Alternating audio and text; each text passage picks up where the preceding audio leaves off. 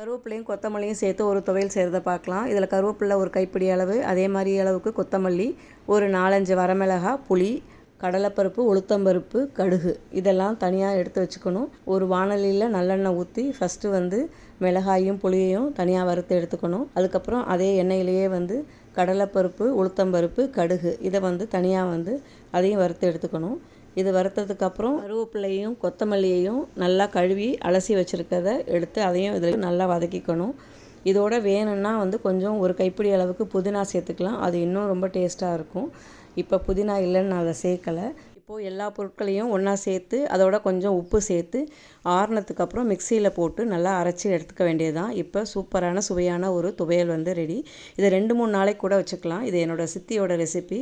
ரொம்ப டேஸ்ட்டாக இருக்கும். சாதத்துக்கு முக்கியமாக தயிர் சாதத்துக்கு ரொம்ப நல்லாயிருக்கும். இட்லி தோசை கூட வச்சு சாப்பிட்லாம். ட்ரை பண்ணி பாருங்கள். இன்னொரு வீடியோவில் பார்க்கலாம்.